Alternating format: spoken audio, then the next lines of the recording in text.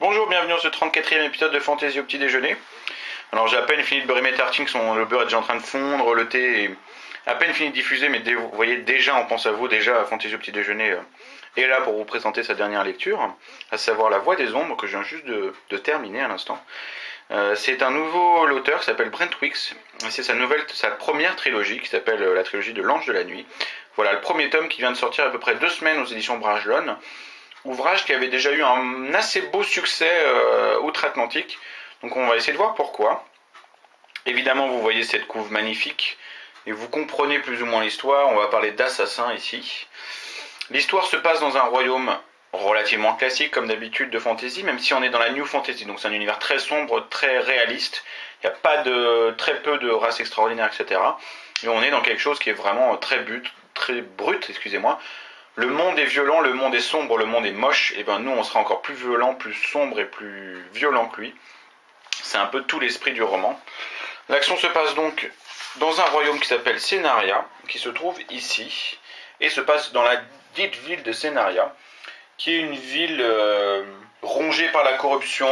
Il y a certains rois, mais c'est plutôt la pègre locale qui s'appelle la Saskaide qui dirige l'ensemble et qui fait régner la loi, et qui fait régner ses lois, qui abroge les lois comme elle veut, elle manipule les populations, elle corrompt les hommes politiques, etc. Tout le pouvoir quasiment de la ville repose sur les 9 membres de cette pègre, qui font ce qu'ils veulent, et donc forcément, c'est un peu l'anarchie dans la ville, c'est même vraiment l'anarchie, notamment dans le dédale, qui est les taudis de la ville, et dans le dédale, il ne fait pas bon vivre, la mort rôde au coin de la rue, le vol, la prostitution, l'escroquerie, les arnaques, la violence de façon générale, tout ça est au rendez-vous au quotidien pour tous ces gamins qui vivent là-dedans, et notamment pour l'un d'entre eux qui est notre héros, qui est lui, qui s'appelle Azoth. Azoth, c'est un petit gamin des rues de 11 ans, et la vie n'est pas tendre avec lui. Il fait partie d'un groupe, d'une bande d'enfants qu'on appelle les rats, en fait, tous les gamins des rues sont appelés les rats, et ce groupe de rats s'appelle les dragons noirs, mais au sein des dragons noirs, il y a un être abject qui s'appelle le rat, parce qu'il a une sale gueule, etc. Et ce rat, il fait régner la terreur, il maltraite les gamins, il les bat à d'outre mesure, il en viole même certains, que ce soit garçons ou filles, il retire de l'argent, il fait des menaces à tort et à travers, bref, c'est vraiment un enfant de salaud, et il fait régner la terreur autour de lui, et notre Azoth est une de ses principales victimes. Mais Azoth veut essayer de protéger quand même ses amis, notamment Jarl, qui est un jeune garçon du même âge que lui, et une petite fille qui s'appelle Poupée, qui est adorable, et qui a 5 ans, et qui est quasiment muette, et qui est la victime de choix du rat. Et notre Azoth, qui vit dans la peur, a décidé de prendre son destin en main pour venir à bout de cet être abject, dont on va découvrir plus tard qu'en fait il y a un commanditaire au-dessus de lui, et surtout pour enfin protéger ses amis. La seule solution qu'il voit pour lui, c'est de devenir pisculotte. Pisculotte, c'est quoi?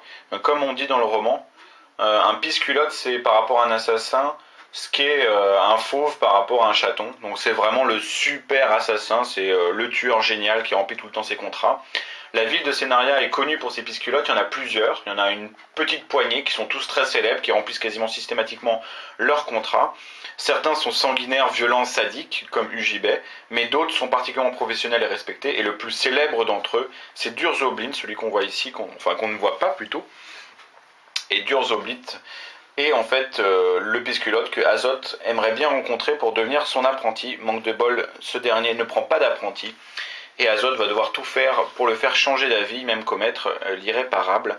Et voilà notre héros lancé sur un destin qu'il ne maîtrise pas forcément. Son désir de protection et de sécurité va finalement se retourner contre lui. Il va choisir une voie qui est celle de l'assassinat, qu'il va embrasser parce que c'est gage de fierté, de sécurité. Mais c'est une voie sombre et une voie sans issue, dans laquelle il va devoir changer d'identité, perdre ses amis, évidemment donner la mort autour de lui, et finalement devenir un être beaucoup plus sombre et beaucoup plus tragique qu'il n'aurait espéré en tant qu'enfant.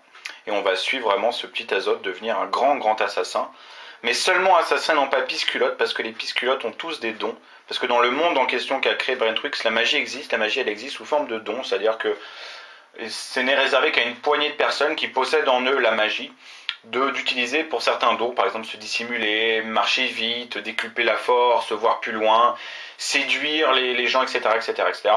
Et tous les pisculottes ont un don qui leur permet d'être absolument terrifiants dans leur travail, sauf notre Azoth qui lui n'a pas de don, il semble bloqué. Et la seule solution pour lui pour trouver le don, d'après du moins ce que pense son maître d'Urzo Blint, ça va être de trouver un artefact particulier et qui pourra peut-être changer cette situation, mais cet artefact, il est convoité par tout le monde, y compris par son maître, et y compris par des puissances, notamment un royaume qui s'appelle Kalidor, qui se trouve au nord de Sénaria, qui est dirigé par une sorte de roi-dieu absolument mégalomane, et qui a des vues sur Sénaria, et qui va tout faire pour faire tomber ce royaume, et quand je dis tout faire, c'est tout faire à coup d'assassinat, de chantage, de torture, de viol, de manipulation, de corruption, enfin bref, le roman qui s'annonçait au début comme vraiment un roman d'apprentissage, d'assassinat, etc., va très vite dévoiler une phase beaucoup plus homérique et vraiment basculer dans une sorte de guerre larvée entre deux royaumes, et notre héros ainsi que son maître vont se retrouver au cœur d'un conflit qui allie complot politique, intrigue de cour et chantage les plus abjects possibles. Voilà pour l'histoire, je vais pas aller non plus au-delà, j'en ai déjà beaucoup trop raconté, mais c'était pour vous donner un petit peu envie, comme d'habitude. Alors, pourquoi c'est bien? Bah oui, parce que c'est bien, franchement, c'est vraiment très sympa. Bah, qu'est-ce qui est bien? C'est évidemment la thématique des assassins, ça fonctionne toujours, on adore ça, le côté de dissimulation, l'apprentissage des poisons, on utilise toutes les armes possibles et imaginables, on a une cible et on faut y arriver, donc on contourne les gardes, on monte des murs, on passe par des endroits absolument impossibles pour finalement assassiner sa victime sans que personne ne s'en rende compte. Tout ça fonctionne à merveille. Y a aussi tout le côté action, notamment même si au début on est vraiment dans un roman, je dis plus vraiment sur les assassinats, la deuxième partie du roman là vraiment gagne en souffle homérique, donc on est vraiment sur des conflits beaucoup plus globaux, on a vraiment des grandes scènes de combat, on a des ennemis particulièrement retors et terribles, complètement sadiques, on a des assassinats à plus en pouvoir, notamment de personnages qui sont des personnages importants, donc c'est vraiment une stupéfaction, on a des retournements de situation à plus en pouvoir, des gens qui trahissent, tout le monde se trahit mutuellement, enfin c'est assez terrible et c'est vraiment trépidant. Donc question rythme, action, bah ça c'est banco, Brentwix remplit son contrat. Et il faut quand même noter deux éléments aussi intéressants qui font un petit peu le charme du livre au-delà de ça, c'est quand même ses personnages. Je veux dire, Durzo Blint, c'est l'incarnation même de la mort, donc il a tout le charme, tout l'aura possible et imaginable du super assassin. Azot, dans son côté Azot Killar, parce qu'il va avoir, à un moment il va s'appeler Killar, dans sa faiblesse au début, puis dans sa maturité, est vraiment un personnage très intéressant et vraiment très touchant, notamment dans sa relation qu'il lie à son maître, parce qu'évidemment c'est une relation qui va forcément commencer à devenir une relation père-fils. Et là aussi, ça gagne en humanité finalement.